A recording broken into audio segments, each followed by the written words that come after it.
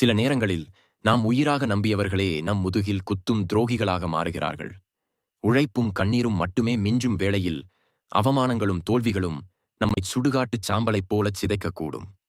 இனி ஒரு அடி கூட முன்னால் எடுத்து வைக்க முடியாது என்று முடங்கிப் போய் இருள் சூழ்ந்த பாதையில் தனித்து விடப்பட்டிருப்பவர்களுக்காகவே இந்த பதிவு. இது வெறும் பக்தி சார்ந்த உரை மட்டுமல்ல, அழியாத தத்துவங்களின் வழியே உங்கள் கவலைகளுக்கு கிடைக்கப் போகும் மாபெரும் தீர்வு. அகிலமே போற்றும் ஆதிநாதன் சிவபெருமானின் திருமேனியில் உள்ள ஒவ்வொரு அடையாளமும் உங்கள் வாழ்க்கையின் போராட்டங்களுக்கு ஒரு விடையைச் சொல்கிறது. பார்க்கடலில் எழுந்த நஞ்சைப் போல உங்கள் முன் நிற்கும் துன்பங்களை எப்படி வெற்றிக்கான படிக்கட்டுகளாக மாற்றுவது? தேய்ந்து போன பிறை நிலவைப் போலச் சிதைந்து நிற்கும் நீங்கள் எப்படி மீண்டும் முழு நிலவாக விஸ்வரூபம் எடுப்பது? உங்களை நீங்களே செதுக்கிக் கொள்ளப் போகும் இந்த பயணத்தில் ஈசனின் தத்துவங்கள் உங்கள் கையை பிடித்து வழிநடத்தப் போகின்றன. உங்கள் மனதைக் கொடுத்து கவனியுங்கள். இதோ சாம்பலில் இருந்து உயிர்த்தெழும் ஒரு புதிய சரித்திரம் உங்களுக்காக தொடங்குகிறது. உயிரை கொடுத்து நீங்கள் நம்பிய மனிதர்களே உங்கள் முதுகில் குத்தி துரோகம் செய்துவிட்டார்களா?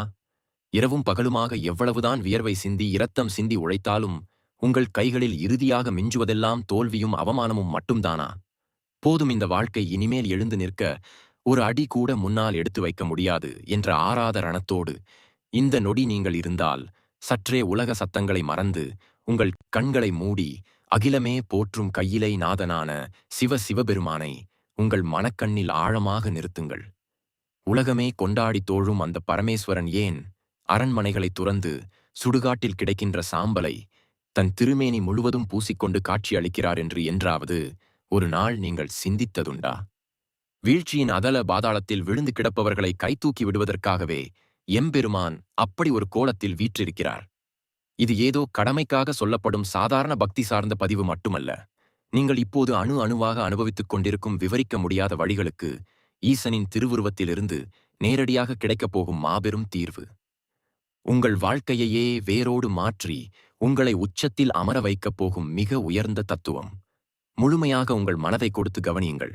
நீங்கள் தனிமையில் சிந்தும் ஒவ்வொரு கண்ணீர் துளிக்கும் இதனுள் ஒரு பிரம்மாண்டமான விடை ஒளிந்திருக்கிறது. அன்பர்களே, வாழ்வில் சரித்திர வெற்றியை பதிவு செய்த மாபெரும் மனிதர்கள் யாரும் ஒரே இரவில் மாயாஜாலம் போல் அந்த உச்சத்தை அடைந்து விடவில்லை. எண்ணற்ற வழிகளையும் சொல்ல முடியாத அவமானங்களையும் இருள் சூழ்ந்த நெருக்கடியான நாட்களையும் பல ஆண்டுகள் கடந்த பிறகே அந்த இடத்திற்கு வந்திருக்கிறார்கள். உங்கள் வாழ்க்கையிலும் இப்போது கடுமையான இருள் சூழ்ந்திருக்கிறது என்றால் நீங்கள் ஒரு மாபெரும் உயரத்திற்கு செல்ல தயாராகிக் கொண்டிருக்கிறீர்கள் என்றுதான் அர்த்தம். இதை ஈசனின் வரலாற்றில் நடந்த பார்க்கடல் நிகழ்வோடு சற்றே ஒப்பிட்டுப் பாருங்கள். இரவாமையை தரும் அமிழழுத்தத்தை பெறுவதற்காக தேவர்களும் அசுரர்களும் பார்க்கடலை கடைந்த மாபெரும் புராண நிகழ்வை சற்று நினைத்துப் பாருங்கள். நீங்களும் உங்கள் வாழ்க்கையில் மகிழ்ச்சி, வெற்றி, செல்வம், நிம்மதி என்ற அமிர்தத்தை பெறுவதற்காகத்தான் இப்போது போராடிக் கொண்டிருக்கிறீர்கள். ஆனால் பார்க்கடலை கடைந்தவுடன் அதிலிருந்து நேரடியாக அமிழ்த்தம் துள்ளி குதித்து வெளிவரவில்லை. உலகையே நொடிப்பொழுதில் சாம்பலாக்கக்கூடிய மிகவும் கொடிய ஆழகால நஞ்சுதான் முதலில் சீறிக்கொண்டு வெளியே வந்தது. உங்களின் வாழ்க்கை பயணமும் அதைப்போலத்தான் அமைந்திருக்கிறது. நீங்கள் ஒரு பெரிய வெற்றியை நோக்கி ஓடும்போது முதலில் உங்களுக்கு பரிசாக கிடைப்பது அவமானங்கள், பொருள் இழப்புகள், நண்பர்களின் துரோகங்கள், பண கஷ்டம் என்ற கொடிய நஞ்சுதான். அந்த ஆழகால நஞ்சை கண்டு பயந்து தங்களை காப்பாற்றிக் கொள்ள தேவர்கள் அனைவரும் நாலாபுரமும் சிதறி ஓடினார்கள். ஆனால் எம்பெருமான் என்ன செய்தார்? அந்த நஞ்சை கண்டு சற்றும் அஞ்சவில்லை. உலகை காக்க வேண்டி அதை தன் கையில் எடுத்து முழுமையாக உண்டார். இங்குதான் சிவனின் மிகப்பெரிய தத்துவத்தை நீங்கள் ஆழமாக புரிந்து கொள்ள வேண்டும். ஈசன் அந்த நஞ்சை முழுமையாக விழுங்கி வயிற்றுக்குள் கொண்டு செல்லவும் இல்லை. அதை அப்படியே வெளியில் துப்பவும் இல்லை. அதை தன் தொண்டையிலேயே தேக்கி நிறுத்தி கொண்டார். அதனால்தான் அகிலமே அவருக்கு நீலகண்டன் என்ற திருநாமத்தை சூட்டியது. இதன் உண்மையான உள்ளர்த்தம் என்ன தெரியுமா?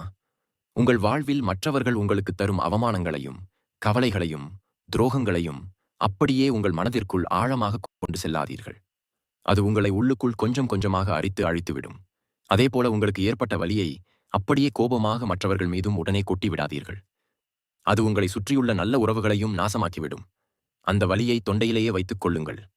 அந்த வேதனையை உங்களுக்கான வாழ்க்கை அனுபவமாக பாடமாக உருமாற்றுங்கள். மற்றவர்கள் உங்கள் மீது வீசிய கற்களை தொண்டையில் நிறுத்தி அதையே உங்கள் வெற்றிக்கான படிக்கட்டுகளாக மாற்றுங்கள். அடுத்ததாக சிவபெருமானின் திருமேனியை கூர்ந்து கவனியுங்கள். அவர் விலைமதிப்பற்ற பட்டு ஆடைகளுடன் வீற்றிருக்கவில்லை. சுடுகாட்டு சாம்பலை தன் உடல் முழுவதும் பூசியிருக்கிறார். எல்லாமே அழிந்து சுடுகாட்டில் வெறும் சாம்பலாக உருமாறிய பிறகு அந்த சாம்பலில் இருந்து கூட ஒரு புதிய தொடக்கத்தை, ஒரு மாபெரும் சாம்ராஜ்யத்தை உருவாக்க முடியும் என்பதை உணர்த்தவே ஈசன் அந்த சாம்பலை தரித்திருக்கிறார். இன்று உங்கள் வாழ்வில் பணம், வேலை, உறவுகள் என எல்லாமே கையை விட்டு போய் சுடுகாடு போல உங்கள் மனநிலை வறண்டு போயிருக்கலாம். ஆனால் அந்த சாம்பலில் இருந்துதான் உங்கள் புதிய அத்தியாயம் பிரம்மாண்டமாக தொடங்கப் போகிறது. சிவனைப் போல நீங்களும் உங்கள் தோல்விகளை ஒரு திருநீராக நெற்றியில் பூசிக்கொண்டு கம்பீரமாக எழுந்து நில்லுங்கள். நீங்கள் தோற்றுப்போகவில்லை. உங்களை நீங்களே செதுக்கிக் கொண்டிருக்கிறீர்கள். உங்களை ஒதுக்கி கேலி செய்தவர்களுக்கு முன்னால் இதே சிவபெருமானின் பெருங்கருணையோடு நீங்கள் மாபெரும் வெற்றி அடைந்து நிற்பீர்கள். சாம்பலிலிருந்து உயிர்த்தெழும் மாபெரும் சக்தியாக நீங்கள் மாறும் தருணத்தில் உங்களை பின்னிழுக்க முயலும் இன்னொரு அரக்கன் உங்களுக்குள்ளேயே இருக்கிறான். அதுதான் நாளை என்ன நடக்குமோ என்ற மாபெரும் பயமும் கடந்த காலத்தின் ரணங்களும். உங்கள் மனதிற்குள் சுழன்றடிக்கும் இந்த குழப்பங்களுக்கு எம்பெருமானின் திருமுடியில் ஜொலிக்கும் அந்த பிறைச்சந்திரனும் சீரிப்பாயும் கங்கையும் சொல்லும் ரகசியம் என்ன தெரியுமா? முதலில் அந்த பிறைச்சந்திரனை சற்றே உற்று நோக்குங்கள். முழு நிலவாக வானில் பிரகாசித்த நிலவுக்கு ஒரு கொடிய சாபம் கிடைத்தது. நாளுக்கு நாள் தன் ஒளியை இழந்து தேய்ந்து கொண்டே வந்து இருளில் முழுமையாக அழிந்து போகும் என்பதே அந்த சாபம். ஒவ்வொரு நாளும் தன் உருவம் குறைவதை பார்த்து அந்த நிலவு எவ்வளவு வேதனைப்பட்டிருக்கும் என்று சிந்தித்து பாருங்கள். நீங்களும் இன்று அதே மனநிலையில்தான் இருக்கிறீர்கள். உங்கள் செல்வம், உங்கள் மரியாதை, உங்கள் கடின உழைப்பு என எல்லாமே நாளுக்கு நாள் தேய்ந்து கொண்டே போவதாக நீங்கள் மனம் குமரிக் கொண்டிருக்கலாம். முழுமையாக தேய்ந்து அழியும் அந்த இறுதி வினாடியில் அந்த நிலவு சிவபெருமானின் பாதங்களில் போய் முழுமையாக சரணடைந்தது. ஈசன் என்ன செய்தார்? தேய்ந்து போன அந்த சந்திரனை தூக்கி தன் தலையில் சூடிக்கொண்டார். அந்த நொடியிலிருந்து சந்திரன் மீண்டும் வளரத் தொடங்கியது. இது வெறும் காவியம் அல்ல, உங்கள் வாழ்க்கையை மாற்றப்போகும் மாபெரும் தத்துவம். நீங்கள் எவ்வளவு தூரம் கீழே விழுந்தாலும், எவ்வளவு தூரம் தேய்ந்து போனாலும் உங்களுக்கான ஒரு நாள் வரும்போது உங்களை ஒரு சக்தி தூக்கி உச்சத்தில் அமர வைக்கும். அதுவரை நீங்கள் கடைபிடிக்க வேண்டியது ஒன்றே ஒன்றுதான், அபாரமான பொறுமை. பிறை நிலாவைப் போல தேய்ந்து போனோம் என்று கலங்காமல் மீண்டும் முழு நிலவாக உருவெடுப்போம் என்ற நம்பிக்கையை எக்காலத்திலும் இழக்காதீர்கள். எப்பேற்பட்ட நெருக்கடியான சூழ்நிலையிலும் தலையில் இருக்கும் நிலவைப் போல உங்கள் மூளையை, உங்கள் சிந்தனையை மிகவும் குளிர்ச்சியாக நிதானமாக வைத்துக் கொள்ளுங்கள். கோபத்திலோ விரக்தியிலோ அவசரப்பட்டு எந்த முடிவையும் எடுக்காதீர்கள். அடுத்ததாக ஈசனின் சடாமுடியில் சிக்கியிருக்கும் கங்கையை பாருங்கள். கங்கை நதி வானத்திலிருந்து பூமிக்கு வரும்போது அது ஒரு சாதாரண நதியாக மென்மையாக வரவில்லை. ஒட்டுமொத்த உலகையே அழித்துவிடும் மாபெரும் பிரளயமாக கட்டுக்கடங்காத வேகத்தில் சீறி பாய்ந்து வந்தது. அந்த ஆக்ரோஷத்தோடு கங்கை பூமியில் விழுந்திருந்தால் உலகமே அழிந்து நிர்மூலமாகியிருக்கும். உங்கள் வாழ்க்கையிலும் பிரச்சனைகள் இப்படித்தான் சுழன்றடித்து வருகின்றன. கடன் தொல்லை, அவமானம், குடும்பச் சண்டைகள் என எல்லாம் ஒன்றாக சேர்ந்து உங்களை அழித்துவிடும் வேகத்தில் வந்து கொண்டிருக்கின்றன. அந்த பெரும் பிரச்சனைகளைக் கண்டு பயந்து ஓடாதீர்கள். சீறி வந்த கங்கையை ஈசன் எப்படி எதிர்கொண்டார்? அவர் சற்றும் பதறவில்லை. மிக அமைதியாக தன் சடாமுடியை விரித்தார். அகங்காரத்தோடு பாய்ந்து வந்த கங்கையை அப்படியே தன் முடிக்குள் சிறைப்பிடித்தார். உலகத்தை அழிக்க வந்த அந்த ஆக்ரோஷமான நதியை தன் தலைமுடிக்குள் அடக்கி பூமிக்கு எவ்வளவு தேவையோ அவ்வளவு நீரை மட்டும் மேன்மையாக துளித்துளியாக வெளியேற்றினார்.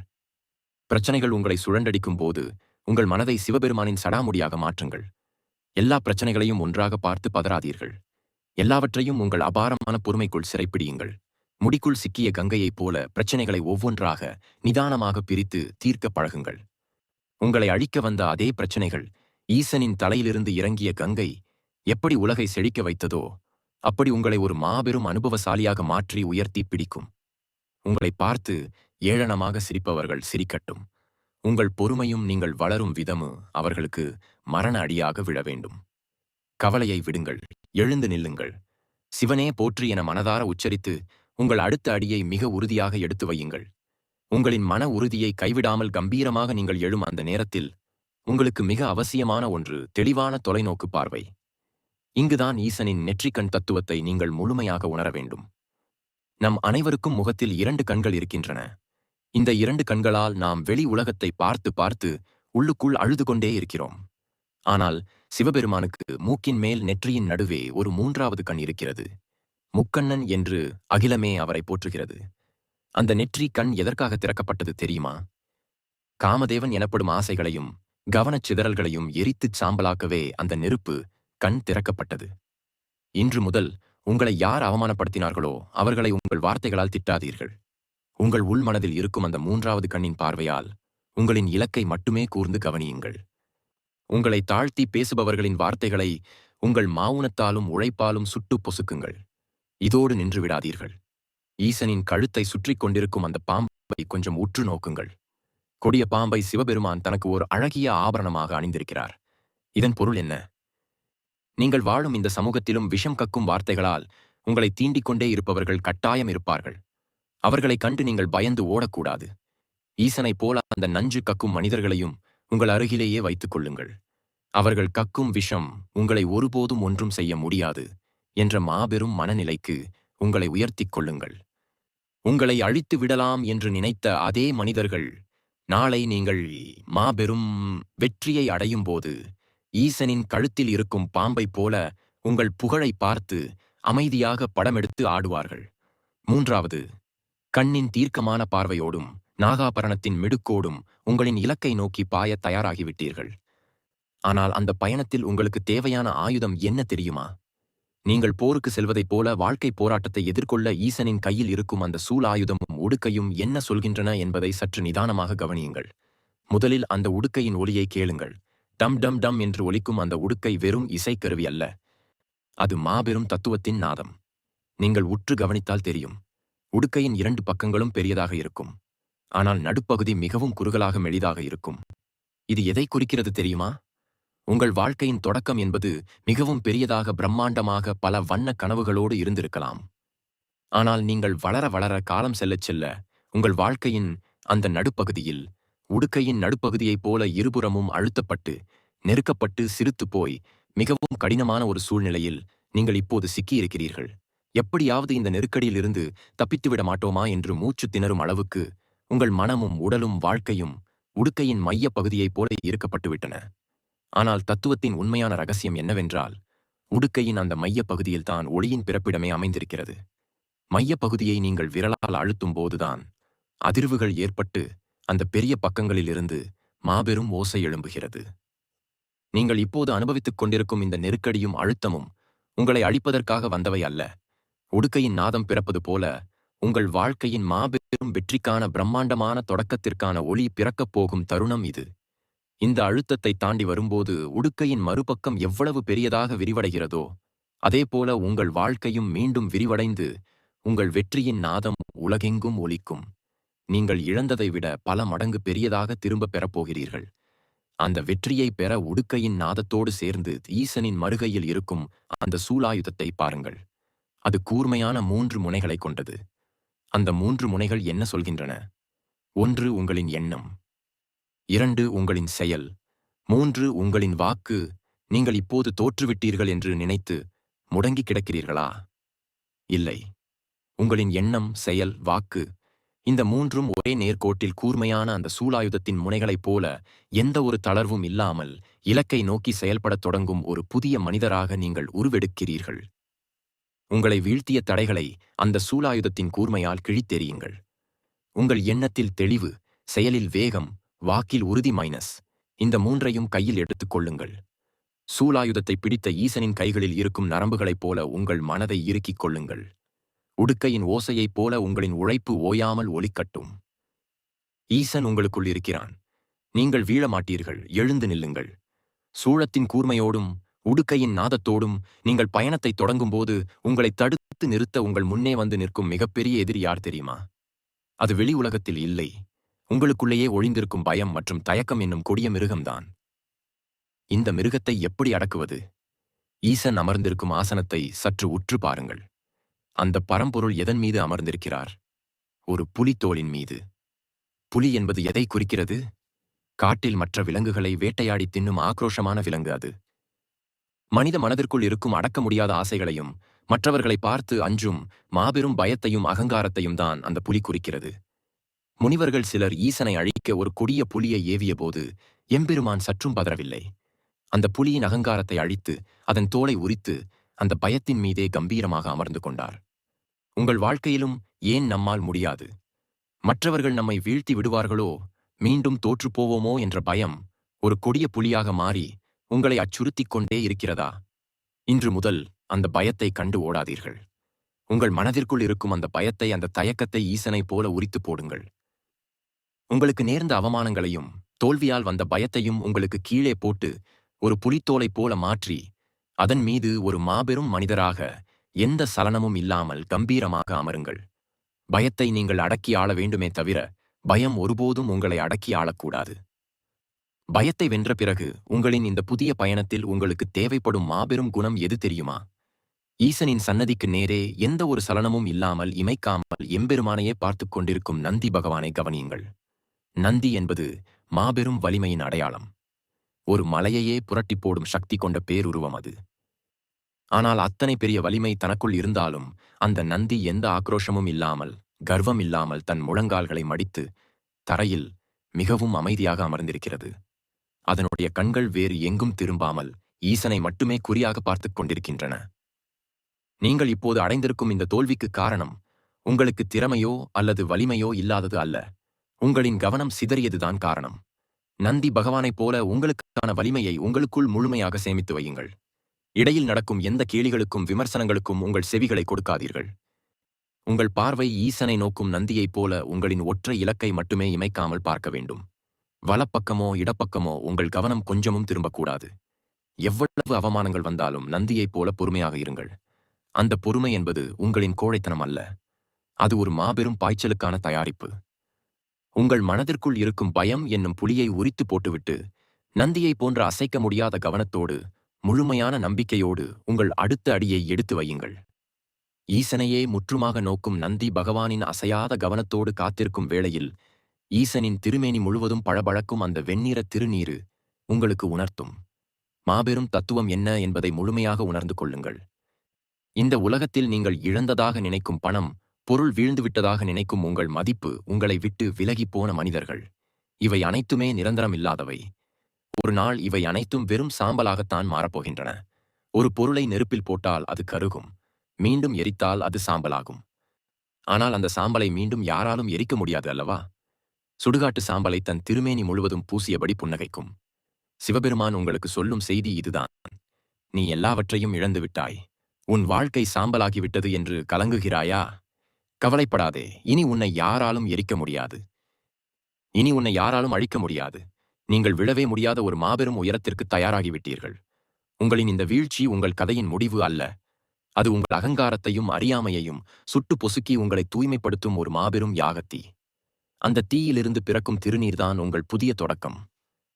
அந்த திருநீர் பூசிய திருமேனியில் எம்பெருமான் ஆபரணமாக அணிந்திருப்பதையோ வைரத்தையோ அல்ல. ருத்திராட்சத்தை. இந்த ருத்திராட்சம் எப்படி உருவானது என்று எப்போதாவது சிந்தித்தது உண்டா? மாபெரும் அரக்கர்களிடமிருந்து இந்த உலகத்தை காக்க பல ஆண்டுகள் தவம் செய்த ஈசன் மனிதர்களின் துயரங்களைக் கண்டு மனம் உருகிய போது அவரின் கண்களில் இருந்து சிந்திய கண்ணீர் துளிகளே பூமியில் விழுந்து ருத்திராட்ச மரமாக மாறியது. உங்கள் வாழ்க்கையிலும் நீங்கள் படும் கஷ்டங்களை நினைத்து, தனிமையில் நீங்கள் சிந்திய ஒவ்வொரு கண்ணீர் துளியும், நீங்கள் சுமந்த ஒவ்வொரு வலியும் ஒருபோதும் வீண் போகாது. நீங்கள் யாரும் இன்றி தனியாக அழுத ஒவ்வொரு நொடியும் அந்த எம்பெருமான் தன் கழுத்தில் மாலையாக அணிந்து கொள்ளும் ருத்திராட்சமாக மாறுகிறது. உங்கள் கண்ணீர் உங்களின் பலவீனம் அல்ல, அது ஈசனின் ஆசீர்வாதம்.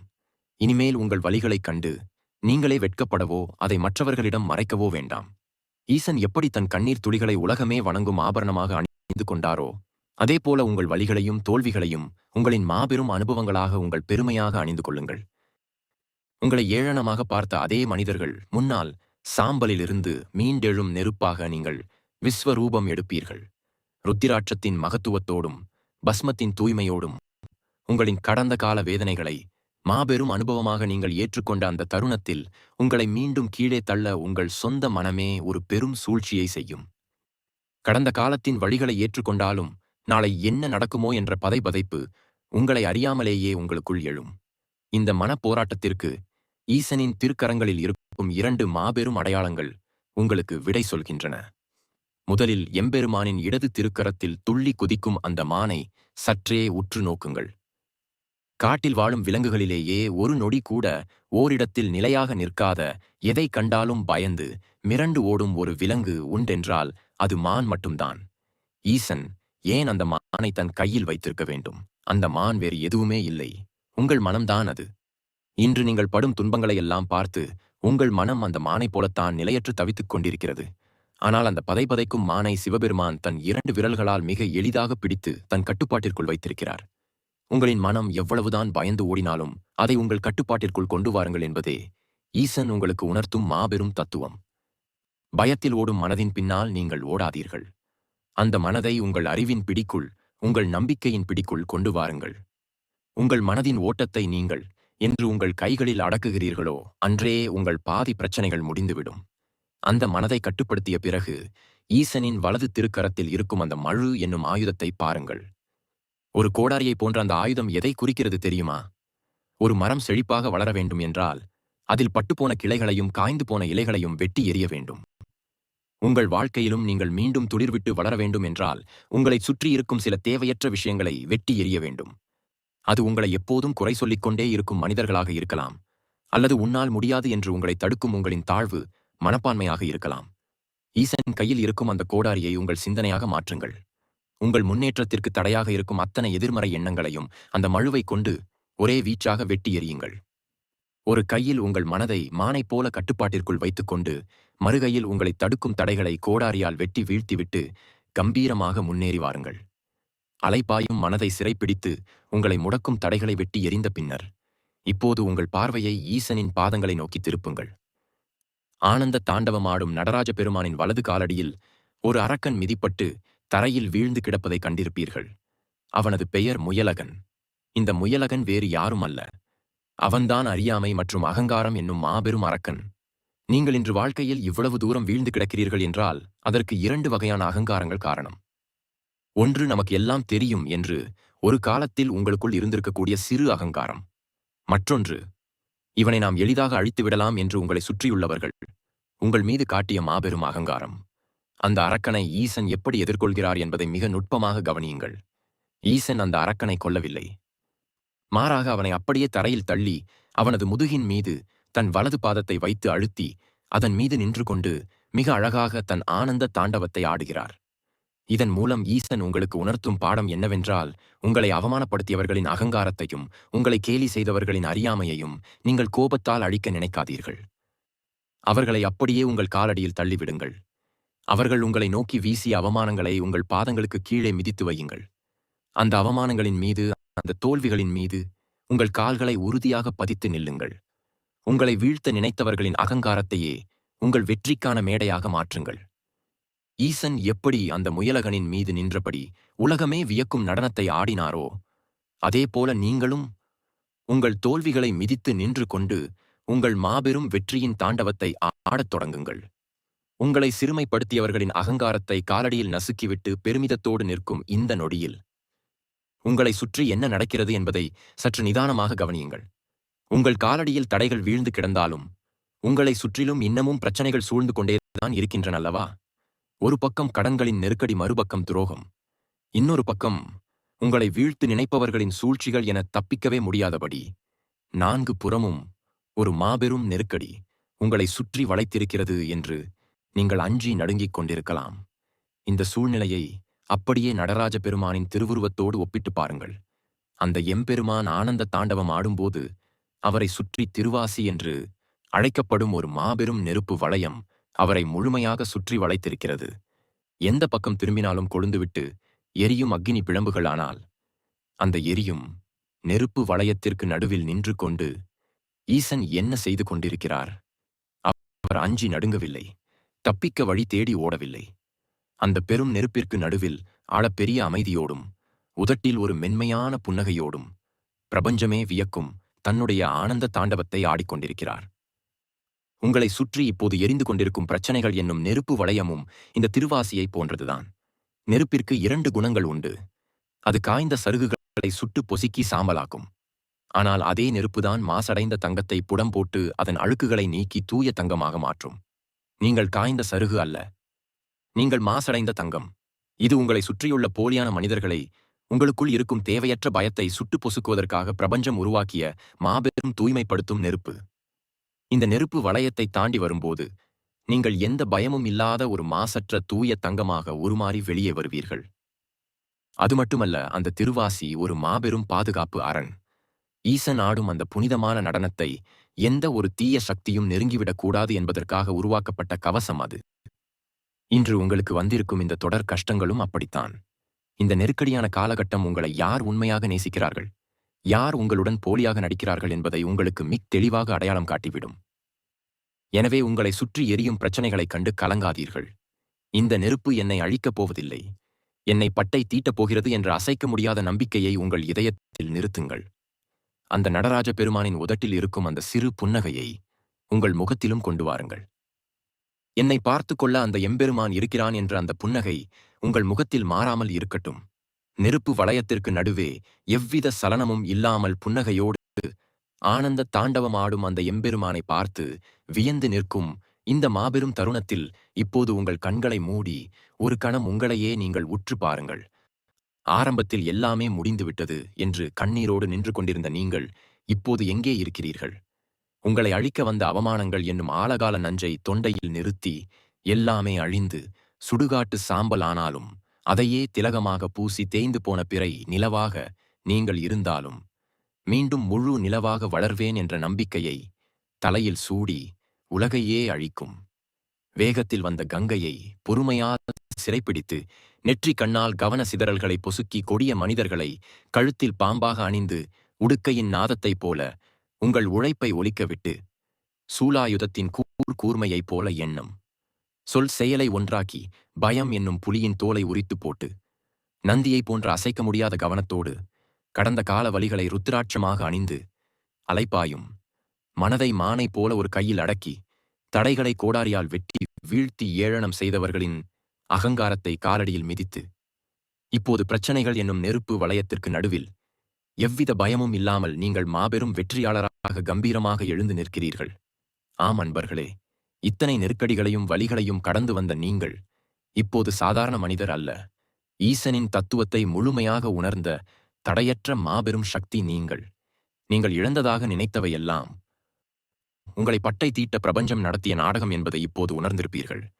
எதற்காகவும் கலங்காதீர்கள். உங்களுக்கான காலம் பிறந்துவிட்டது. உங்கள் உள்ளத்திற்குள் உறங்கிக் கொண்டிருந்த ஈசன் இப்போது முழுமையாக விழித்துக் கொண்டு விட்டார். இனி உங்கள் ஒவ்வொரு அடியும் ஈசனின் ஆனந்த தாண்டவத்தைப் போல எதற்கும் அஞ்சாத எவராலும் அசைக்க முடியாத வெற்றி பயணமாகவே இருக்கும். நம்பிக்கையோடு செல்லுங்கள். இருண்ட காலம் முடிந்துவிட்டது. ஈசனின் ஆசியோடு உங்கள் புதிய வாழ்க்கையின் போர்லம் இதோ தொடங்கிவிட்டது. இந்த மாபெரும் தத்துவ பயணம் தோல்வியில் துவண்டு கிடந்த உங்கள் மனதிற்குள் சிறு நம்பிக்கையையாவது விதைத்திருக்கும் என்று முழுமையாக நம்புகிறேன். உங்கள் உள்ளத்தில் எழுந்த அந்த மாற்றத்தை ஓம் நமச்சிவாய என்று கருத்துக்களில் ஆழமாக பதிவு செய்யுங்கள். வலிகளோடு போராடிக் கொண்டிருக்கும் உங்கள் உறவுகளுக்கும் நண்பர்களுக்கும் இந்த மாபெரும் தத்துவங்களை மறக்காமல் பகிருங்கள். இது அவர்கள் வாழ்க்கையிலும் ஒரு பெரிய வெளிச்சத்தை கொண்டு வரலாம். ஈசன் அருளால் நீங்கள் இழந்ததை விட பல மடங்கு பெருவெற்றியை அடைவீர்கள். தென்னாடுடைய சிவனே போற்றி, என் நாட்டவர்க்கும் இறைவா போற்றி. அன்பர்களே, இதுவரை நாம் கண்ட இந்த தத்துவங்கள் வெறும் கதைகள் அல்ல. இவை உங்கள் வாழ்க்கையை மாற்றப்போகும் மந்திரங்கள். சிவபெருமானின் ஒவ்வொரு அங்கமும் நமக்கு உணர்த்துவது ஒன்றே ஒன்றுதான். நீ எதற்காகவும் அஞ்சாதே. உனக்குள் இருக்கும் சக்தியை உணர்ந்து எழு. இன்று நீங்கள் அனுபவிக்கும் இந்த தனிமையும் கண்ணீரும் துரோகங்களும் உங்களை அழிப்பதற்காக அல்ல, உங்களை ஒரு செம்மையான மனிதனாக பட்டை தீட்டுவதற்காகவே என்பதை ஒருபோதும் மறக்காதீர்கள். ஆழகால நஞ்சை விழுங்கிய நீலகண்டனைப் போல அவமானங்களை அனுபவமாக மாற்றிக்கொள்ளுங்கள். தேய்ந்து போன சந்திரனைப் போல இன்று நீங்கள் மெலிந்து காணப்படலாம். ஆனால் எம்பெருமான் திருமுடியில் வீற்றிருக்கும் அந்த பிறை நிலவு மீண்டும் முழு நிலவாக வளர்ந்தே தீரும். உங்களைச் சுற்றியுள்ள பிரச்சனைகள் எனும் நெருப்பு வளையம் உங்களைச் சுட்டெரிக்காது. அது உங்களை தூய தங்கமாக மாற்றும் புடமாகும். இனி உங்கள் பயணம் ஒரு தோல்வியாளராக அல்ல, சிவத்துவத்தை உணர்ந்த ஒரு மாபெரும் வெற்றியாளராக தொடரட்டும். கடந்த காலத்தின் ரணங்களை ருத்திராட்சமாக அணிந்து கொண்டு எதிர்காலத்தின் மீதான நம்பிக்கையை திலகமாக இட்டுக்கொண்டு கம்பீரமாக முன்னேறுங்கள். உங்களை ஒதுக்கியவர்கள் வியந்து பார்க்கும் அளவிற்கு உங்கள் வாழ்க்கை இனி ஒரு ஆனந்த தாண்டவமாக அமையட்டும். தென்னாடுடைய சிவனின் பேரருள் எப்போதும் உங்களோடு இருக்கட்டும். உங்களின் வெற்றி பயணம் இந்த நொடியில் இருந்தே தொடங்குகிறது. இந்த தத்துவங்களில் உங்கள் மனதிற்கு மிகவும் நெருக்கமான அல்லது உங்களுக்கு புது தெம்பை கொடுத்த அம்சம் எது? அதை ஓம் நமச்சிவாய் என்ற மந்திரத்துடன் கீழே உள்ள கமெண்ட் பகுதியில் பகிருங்கள்.